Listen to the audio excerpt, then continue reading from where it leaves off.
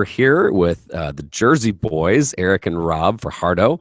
I've got to start off by saying you guys are mutual. We've got some mutual friends out there, and they recommended you for the show. Sometimes I make the comment like, "Hey, if you guys know of a really kind of innovative entrepreneur," and your name got brought up by a couple people. So explain to people, first of all, the fact that you guys are brothers and you guys are out there just constantly doing stuff. Kind of explain what you guys are putting together and all the different, let me back that up, and all the different things that you guys are out there doing between the marketing and your groups you're putting together. Yeah, well, we just want to thank you first, Don, for, having us on. It's really great. We've been talking for a little while, so it's great to be on the podcast. So just really to give some background story, we were born and raised like athletes, playing multiple sports and multiple seasons. So really understanding how to, put in the time and effort to get what you wanted. And just like every other little kid, we wanted to go pro. But I've since realized the want to go pro is just not enough. It has to be, I am a pro or I'm going to be a pro, and really make it into reality. So really taking our talents from like student athletes and being able to apply those to entrepreneurship, it really helped us get ahead, just because we understood what type of hustle and dedication it took to really build a brand, to build some type of community. And that's really when Rob founded Leave Normal Behind, when he was up in Amherst College. And I was actually at Fairfield, recently just transferred to NJIT. And it was really the core essence of becoming the best version of yourself and creating things that matter. And kind of, if you want to break that down into two parts, the creating things that matter. When you have a passion or you have a vision, we really believe in social impact, and to be able to facilitate that and help foster and grow that, we truly believe that if every human being does what they love and is passionate about every single day, this world will create like a new human species of people who are trying to create things that matter, and then becoming the best version of themselves. You have to be able to put the time into your health, put the time into your knowledge, to be able to, figure out and learn and educate yourself on the things that you should be doing, and, making sure that you have different perspectives and understandings of the world to be able to really, unite and come to one. So that was really kind of where we wanted to start and really create this community of people who are trying to help one another and connect. Okay, so this is what's interesting to me is that, like you said, one of your sparks was you guys were both athletes. And if there's sometimes some pushback I've had from some people, is that people that are used to being in a team sport, they don't necessarily, and I'm not bashing this, but they don't necessarily think for themselves that's coach's job. So a lot of times people that are innovators had a hard time sometimes in team sports. So how did you guys have this vision of being innovative, but yet team oriented and wanting to help one another? So that's a great question, Don. And this is Rob for everyone listening.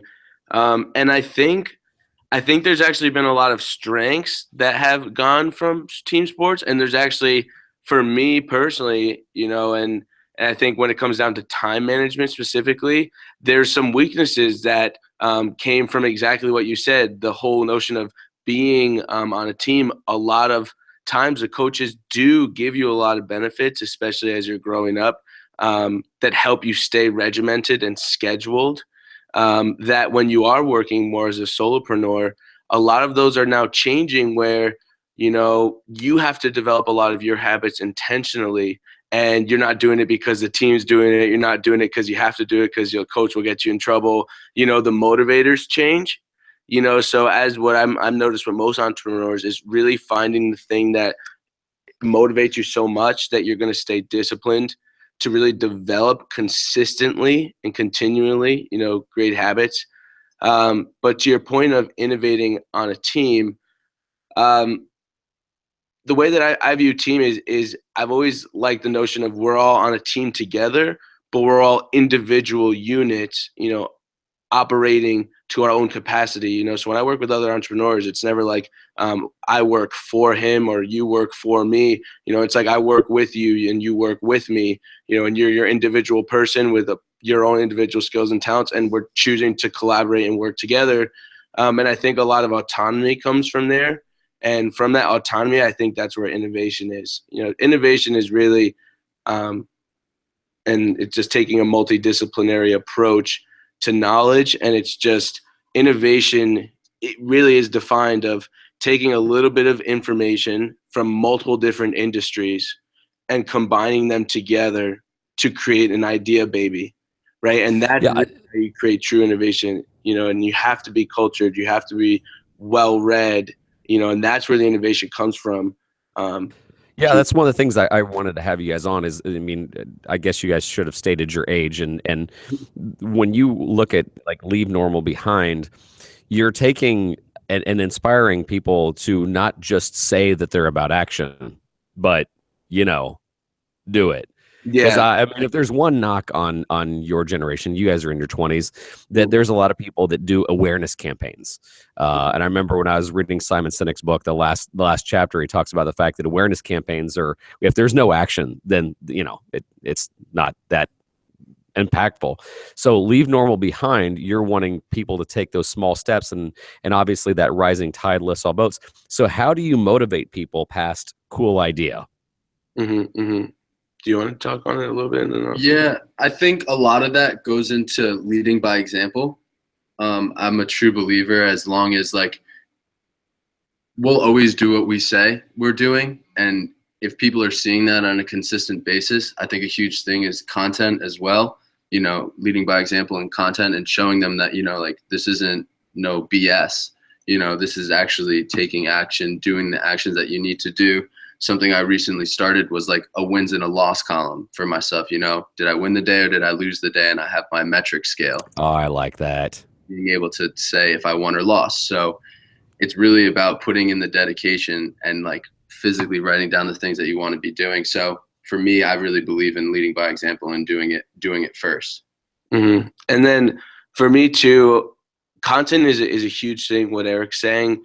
And content in this day and age, and this is great that Gary Vee also touches on this, is true content is documenting, it's not creating. And I think that's what a lot of people get fearful or become fearful or feel overwhelmed when it comes to creating content.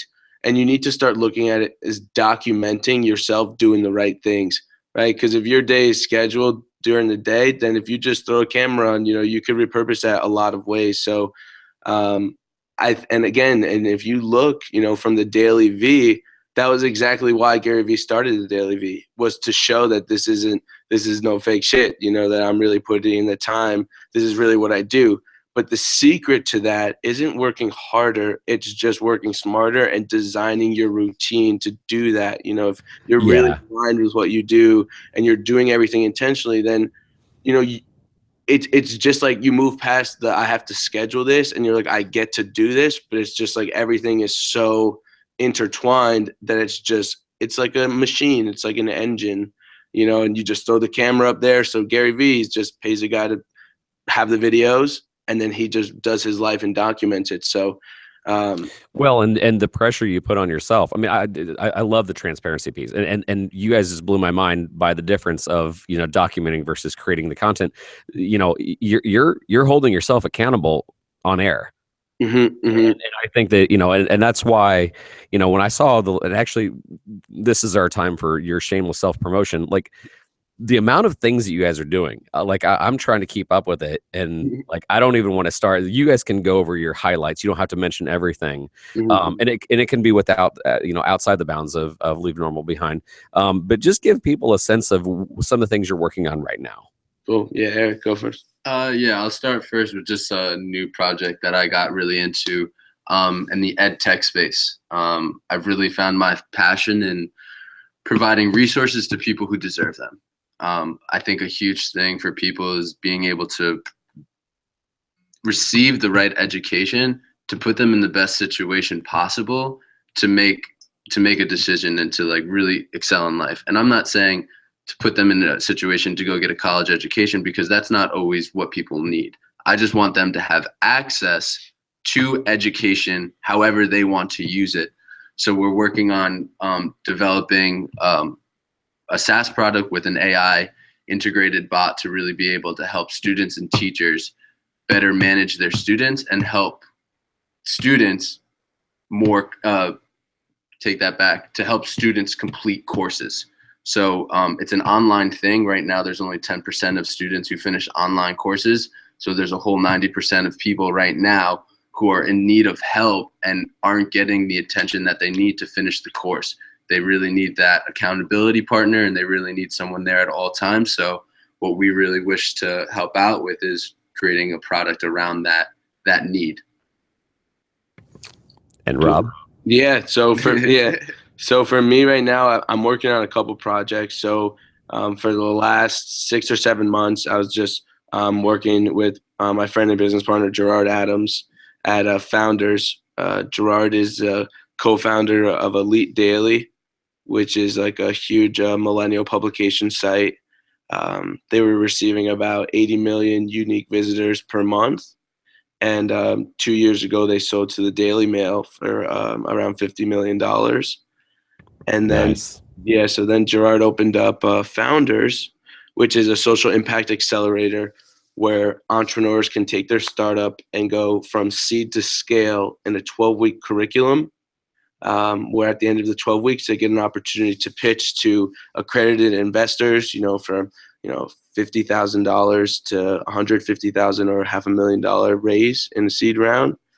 And from there, they get that initial capital injection to continue their growth. So I was doing that for the last 6 months.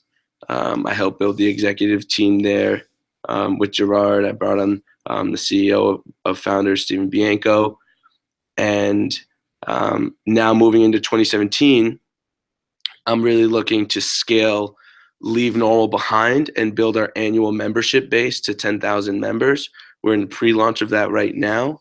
And I want that to be an awesome, like secret society type thing of purpose-driven individuals who are becoming the best version of themselves and creating things that matter and creating events where these people can meet offline, face-to-face, and engage with each other, learn together, share networks, help grow. And events are a great way to do that. And what Leave Normal Behind allows us to do is really have an over-the-top production, Leave Normal Behind, and really go into immersive experiences, where, virtual reality, augmented reality, doing something with your senses, interactive art. We just threw a 6,000 person concert for New Year's Eve in Utah. We had a rock wall there, bouncy houses, inflatable, big LED screens, and it was just like a great event to get some great content to use, as promotion now.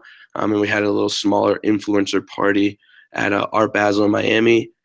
And we're just looking to expand that now to summits, masterminds, wellness retreats, an L&B weekend experience where we partner up with a Tough Mudder and you do that. And then we have you go to a mastermind afterwards and you meet people here and you do this cool thing, So really starting to build that and actually using the community to get some great ideas about that.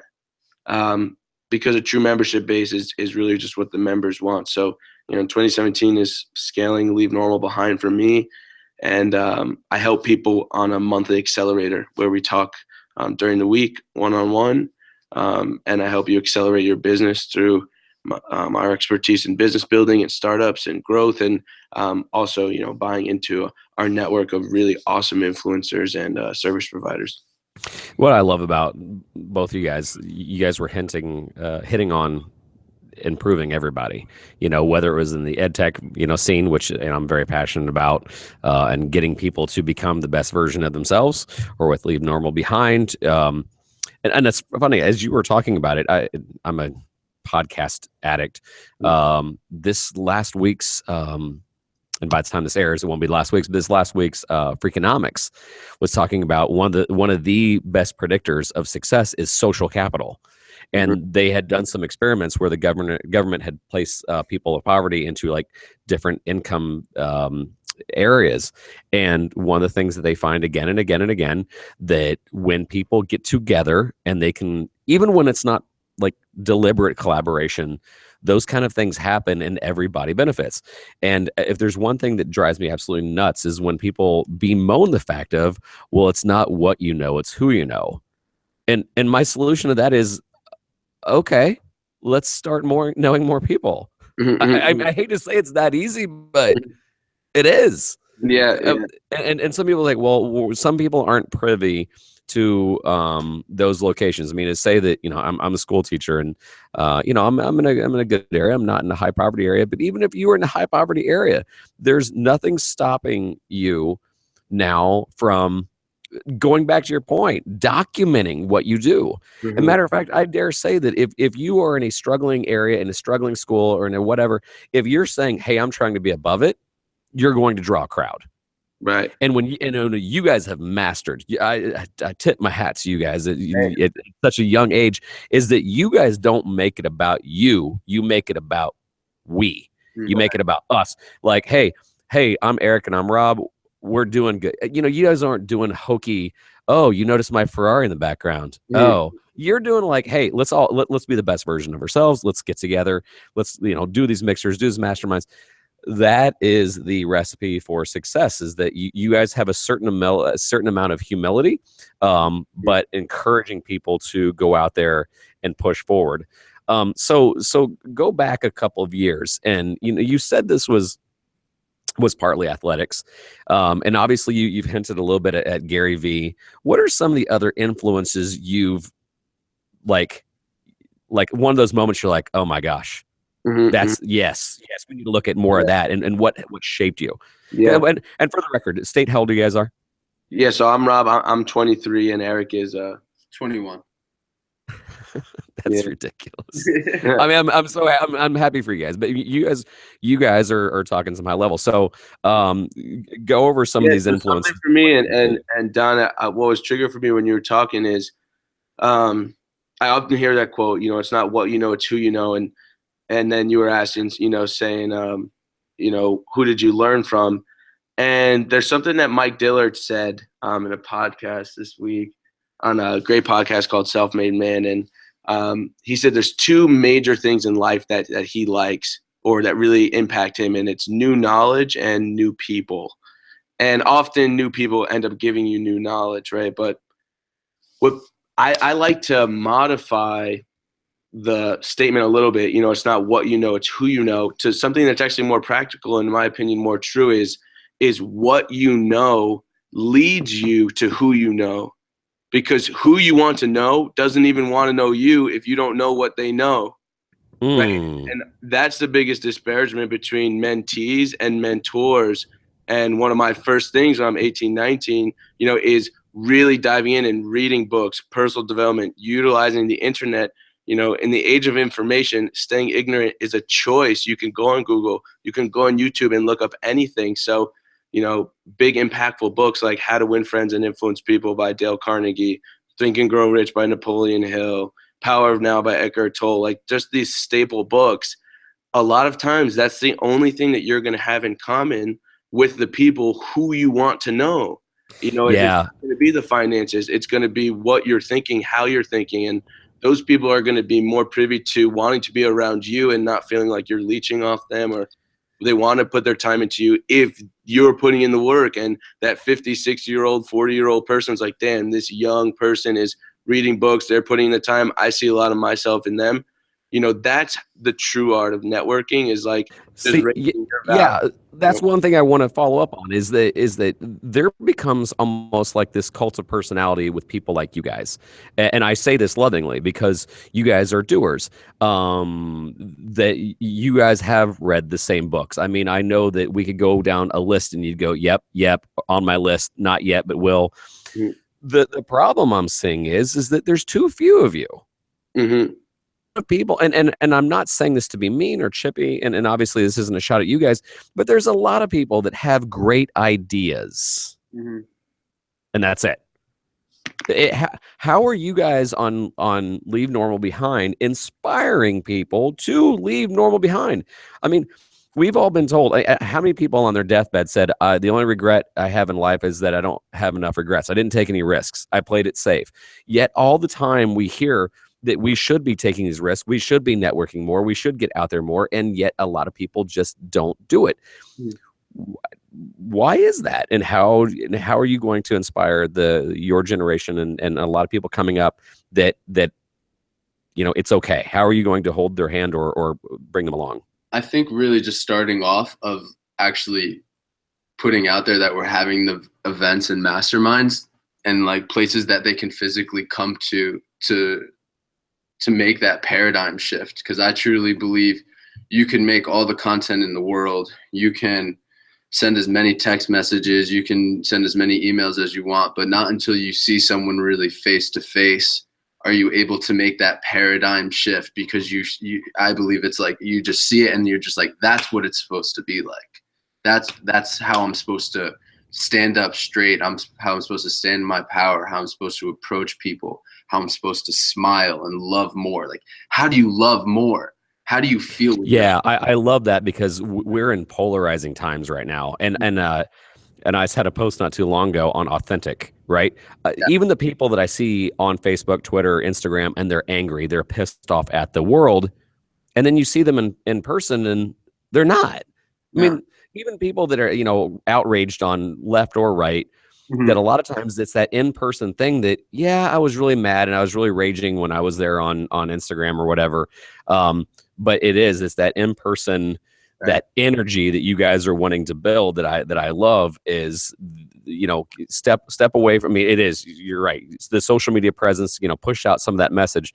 But when you guys are talking about that deep, passionate stuff that only in-person events can bring, I think that's just genius. Exactly. And I believe that if you're pushing out the content, it would at least get them interested in the event, kind of one leads into another. So they'll be interested enough to be like, all right, these guys have been saying some crazy stuff. I'm actually going to check it out. They have an event now. So it's about being consistent, being authentic and understanding, and not really, just making people aware. That's awesome. No, you're changing some mindsets, we share the same passion in that. Getting people to, like you said earlier, be the best version of themselves is absolutely where it's at. I love that you guys are doing that. So tell me a little bit about, I think it's Rob, you threw an event on New Year's Eve. Right. Walk me through getting 6,000 people in the same place at the same time. How was that to pull off at age 23? Yeah, so it was really good, and a lot of that was off the back of one of my business partners, Cal Richin. So Cal is the event king in Utah. So this dude's 19 years old, and he's been doing parties since he's 16. So his story was super funny. His 16th birthday, one of his friend's dads was like, "Hey guys, they're in Utah. There's a lot of space and acreage in Utah." So he's just like, "Hey guys, if for your 16th birthday, I'll let you guys have anything you want. What is it?" And Cal and his friend were like, "We just want the house one day to just throw a huge party." And the dad's like, "Sure." So they ended up throwing this party, like 200 people come or something. Or 300 people come. Cal's like, "Oh, this is pretty cool." That's it, right? Couple months go by, and then Cal gets a call from his friend's dad, who says, "Hey, my son's birthday's coming up. Do you mind throwing his birthday party too, the same way that you threw your birthday party?" And Cal's like, "Sure, no problem." So he throws another party. 500 people come out to it, and both of these are free parties. And Cal's 16 years old, and he's like, "Hey, I had a lot of people come out to this party. I could start charging them." You're now an expert. Yep. So he ends up throwing another event now, and he got 1,500 people there. Through another event, they got 3,000 people there. And then last year, they threw a New Year's party and got around 5,000 people there. So this year, it had always been my intention to leave Norwell behind, festivals, music festivals. I go to festivals myself, and just the idea of at these festivals, people are in a very perceptive state, and as now that we have the content, we're going to go on a C Markets tour, go to all the colleges where I'm Schmacked has been, a Barstool Blackout has been, or really any concert, and go with this opportunity of, you're having these events to create an immersive experience, to help campus culture, to give the students a stress relief, and really, have a place where they can go and gather, and we know they're drinking, we know they're doing drugs, that's for certain. We also know the school's already pretty good at making sure that the kids are pretty safe. Not too many kids are blacking out. There's not too many fights. But the thing that we're really messing up on is when they're in that perceptive state, what do you want them being reinforced with? Do you want people on stage saying, let's get more drunk, let's get more blackout, let's get more smacked? Or do you want them being reinforced with become the best version of yourself, go after what you're passionate about, follow your dreams, things that are still going to get them motivated, still things that are still going to get them super amped up for life with an awesome production, with dope DJs, rappers, like the same stuff that you'd be having in a typical event, but the messaging is different. So for this event, we were like, hey, Cal, let's just throw another party in Utah.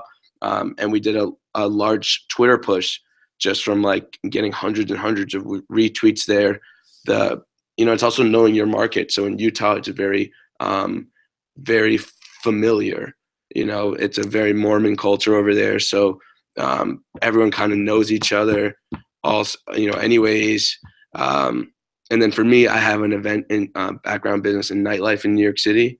So like I was 18, 19, I was, bringing out groups of people to these clubs, because I was just like, I'm too young. How do I get in the club? Let me bring some people to the club and then they'll let me in, So that was kind of how our background came together. And social media was a big way to get people there. Because that's really the practical application to your first question of how do you get people to leave normal behind?